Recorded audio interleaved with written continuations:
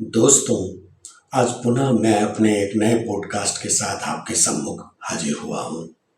शायद आप भी मेरे साथ सहमत होंगे कि आज के परिप्रेक्ष्य में डॉक्टर का स्वरूप बदल सा गया प्रतीत होता है। किसी ज़माने में डॉक्टर मरीज को देखने उसके घर भी चले जाया करते थे। हमारे फैमिली डॉक्टर हुआ करते थे।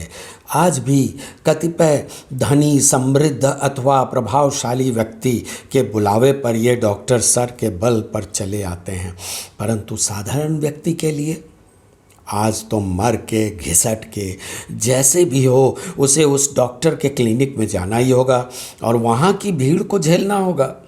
ये भी हो सकता है कि मरीज़ डॉक्टर के केबिन में प्रवेश करने से पहले ही दम तोड़ दे। कई बार तो उस भीड़ को चीरते हुए मेडिकल रिप्रेजेंटेटिव डॉक्टर के केबिन में घुस जाया करते थे और घंटों भीतर बैठे रहते थे, या फिर कोई डॉक्टर का परिचित आकर वैसे ही कार्य करता था। ऐसे में इच्छा होती थी कि जबरन डॉक्टर के केबिन में प्रवेश कर अपने क्रोध का इजहार करें। भला हो उनका जिनके विरोध के कारण अब मेडिकल रिप्रेजेंटेटिव पेशेंट्स को देखते समय चैम्बर में नहीं घुसते हैं। आज डॉक्टरों का मरीजों के घर जाना भले ही बंद हो गया हो, धनबाद के बिशनपुर, बाबूडी, बारहमुड़ी आदि के निवासी स्वयं को अत्यंत भाग्यशाली मानते हैं कि श्री देवेंद्र कुमार नामक एक फार्मासिस्ट का निवास एवं दुर्गा मेडिकल नामक दवा दुकान इसी क्षेत्र में अवस्थित है। इनका फ़ोन सदा उपलब्ध होता है। दिन रात दोपहर किसी भी समय गरीब अमीर कोई भी पुकारे, देवेंद्र जी अपनी बाइक से उनके घर पहुंच जाते हैं और कईयों को आज तक मौत के मुंह से वापस निकाल चुके हैं। अत्यंत ज़रूरी केस हो तो अस्पताल जाने की राय भी देते हैं, खुद भी साथ जाते हैं। फरवरी 2023 की घटना है। श्री देवेंद्र जी सपरिवार अपने गांव भगवानपुर बिहार शरीफ गए हुए थे। धनबाद वापस लौटते वक्त उनके चचेरे भाई तथा भतीजे ने जबरन उन्हें अपनी उपज का एक बोरा गेहूं और एक बोरा चावल थमा दिया। बिहार शरीफ तक टोटो में पहुंचे, बस की टिकट ले ली। बस एजेंट बोरी के अलग से 1000 रुपये मांगने लगा। देवेंद्र जी ने कहा कि वे इतना तो ना कभी दिए हैं और ना ही देंगे। अंत में बहस होते होते 900 रुपये में समझौता हुआ।